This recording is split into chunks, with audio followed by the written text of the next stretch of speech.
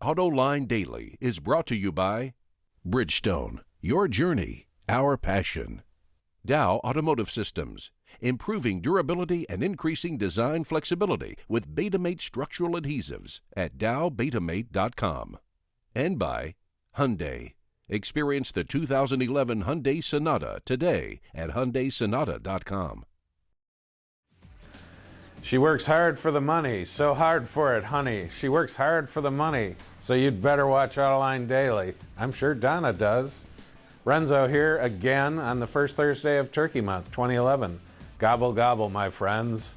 In the past, GM has had trouble selling small cars in the U.S., but it looks like the Chevy Cruze has changed that. According to the Detroit Free Press, in its first full year of sales, it ranked 10th among all vehicles. It's already on pace to beat its predecessor's best sales year. The most the Cobalt ever sold in 12 months was 213,000, which works out to about 18,000 a month. This year, more than 200,000 Cruzes have been sold, or about 20,000 a month. Only 15% of those sales are fleet. A new study from AAA says that the societal cost of traffic accidents in the U.S. is nearly $300 billion a year, which is 3 times greater than the cost of congestion. That comes out to over $1,500 per person every year. The cost of crashes is based on the Federal Highway Administration's costs for traffic fatalities and injuries that assign a dollar value to things like medical and emergency services, lost earnings and household production, property damage, and lost quality of life. Volkswagen is showing off the new CC before it debuts later this month at the Los Angeles Auto Show. As you can see, the styling has been refreshed, but not many details were shared. Adaptive bi-xenon headlights and LED taillights will be standard, but powertrain and pricing will be revealed later. The 2013 CC goes on sale in the U.S. next spring.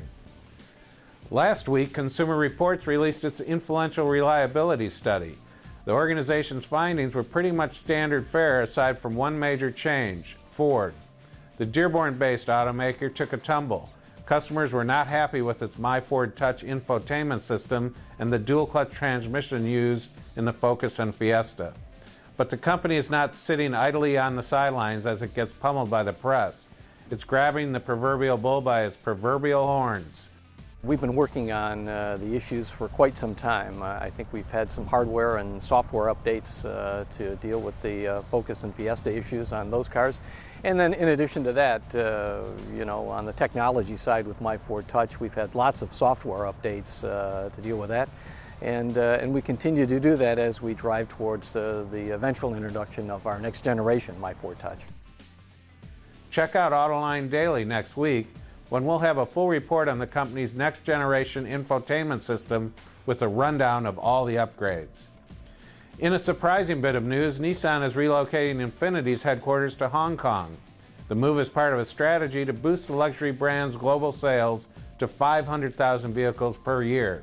Why the former British colony? Well, Infiniti's future growth will be driven by fast-growing Asian countries. Having its HQ in the area can't hurt its brand image. A couple of weeks ago, we reported the Argentine government was going after foreign companies that are hurting its trade balance. To alleviate the problem, Nissan agreed to export more than $50 million worth of wine from the country. Now, according to our colleagues at Bloomberg, other automakers are doing the same. The products they're exporting read like a grocery list.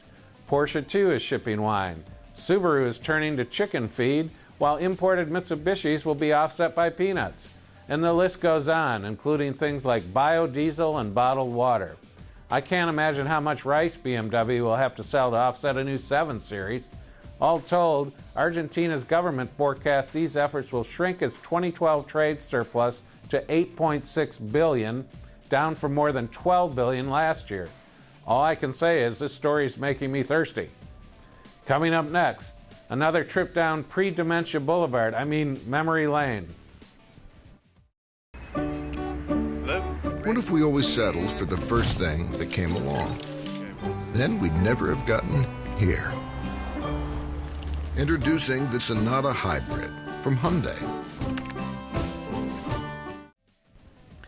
Yesterday, I gave you a glimpse into my fuel-injected childhood and what it was like growing up immersed in the heyday of the car business in Detroit.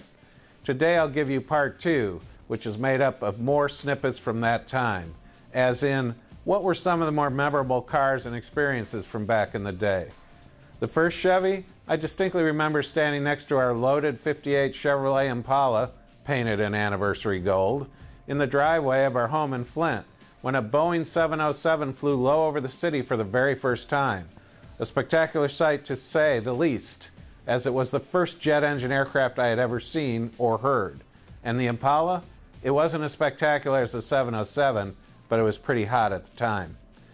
Ed Cole, the brilliant engineer and then general manager of the Chevrolet division, lent us some of his cars on occasion, like his personal company car back in '61, which was a white with blue 409 Impala SS with 4-speed manual gearbox.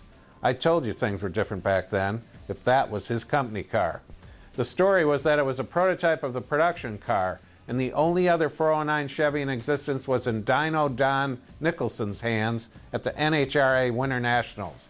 We spent the weekend cleaning everyone's clock on Woodward Avenue in Cole's 409.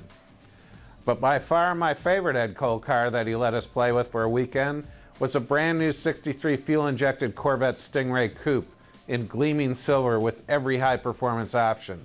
It was just a couple of days after the car's official introduction to the media, except no one had seen one in Metro Detroit at the time. So needless to say, it caused quite a stir, literally stopping traffic and drawing hordes of followers everywhere we went. I maintain that no car has made the impression that the Stingray did upon its introduction. It was a singular moment in automotive history and a magnificently sensational car for the ages. And it still is. Then there was Mrs. Cole's '65 Bluebird Stingray, the Flying Camaro, the Corvette vs. Cobra weekend, the '67 and '69 L88 Corvettes, and much, much more. You can read all about it in my column in AutoExtremist.com. That's the high-octane truth for Thursday, November 3rd, 2011. Stay hungry, my friends. Well, as Geoffrey Chaucer or somebody else once said, all good things must come to an end. And that idiom even applies to great things like Autoline Daily. So that's a wrap for now. But if you haven't had enough Auto Extremists in your diet, join me tonight on Autoline After Hours. Co-host John McElroy will be in the house, so be on your best behavior. Special guest this evening is Stuart Norris, the lead designer of the Cadillac Q. Remember, the AAH live webcast starts tonight at 7 p.m. Eastern Time on our website, autoline.tv. Be there or else.